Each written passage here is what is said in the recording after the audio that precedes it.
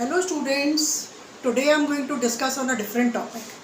बहुत सारे बच्चे हैं, जैसे ही वो 11th-12th में आते हैं तो पढ़ाई को लेकर के बहुत ही सीरियस हो जाते हैं, बहुत ही कॉन्शियस हो जाते हैं और बहुत ही हार्ड वर्किंग और डिटर्मिन्ड भी हो जाते हैं कुछ, क्योंकि उनका एम होता है, उनका टारगेट होता है, उनके पेरेंट्स की ड्रीम्स होती है ना, कि अब बच्चा 12th में आ गया है तो अब वो अपना एम अचीव करेगा। कुछ इंजीनियर्स बनना चाहते हैं, कुछ डॉक्टर्स बनना चाहते हैं।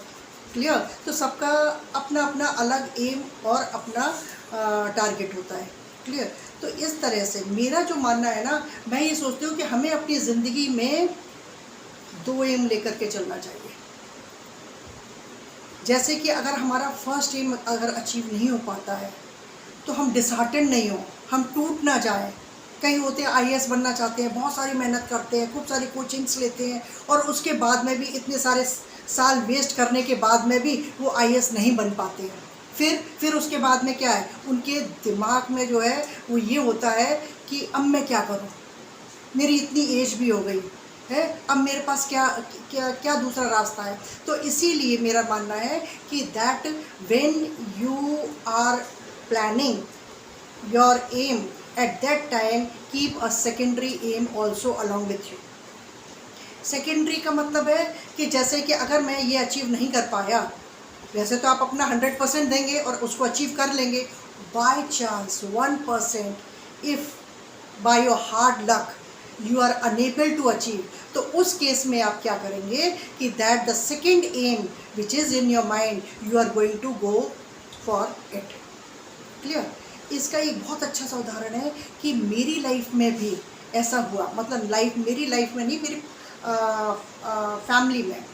जैसे I have 2 brothers and I belong to an army background family. मेरे फादर जो थे वो मेरे दोनों भाइयों को शुरू से ही, बचपन से ही उनको ये उनके दिमाग में बिठा रखा था कि फ़ौज में जाना है, फ़ौज में जाना है, फ़ौज में जाना है। तो बच्चे भी ना, वो उस टाइम पे मेरे भाई जो पढ़ाई करते थे तो they were very much focused towards the science subjects and the maths subjects. Clear?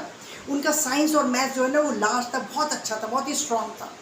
And after completing their 12th standard they appeared for NDA and in graduation for CDS, और उसमें उन्होंने क्वालिफाई भी किया।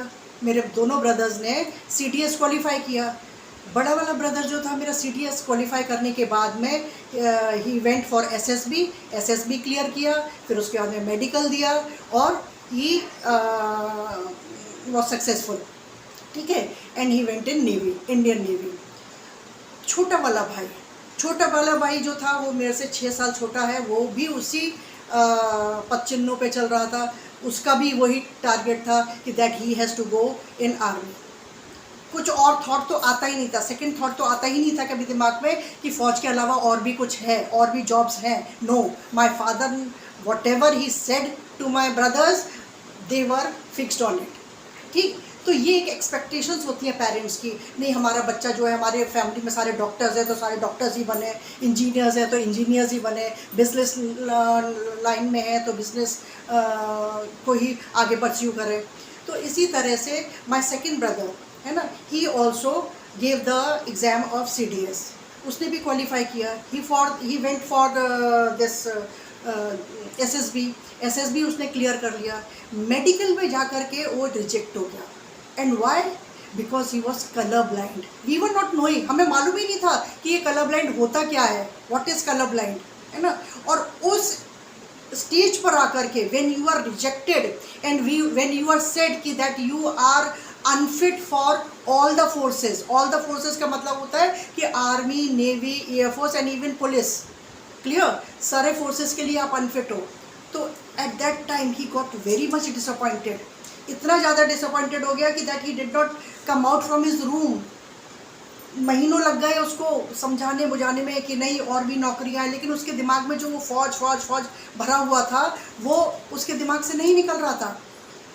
ठीक है? He was so disappointed and disheartened that he did not want to move on further in his life. Anyhow, फिर हम सब फैमिली मेम्बर्स में it took a lot of time and years also, और बाद में आज now he is a successful businessman, he is holding his own schools, he is not holding, he is running his own schools, inter college and degree college.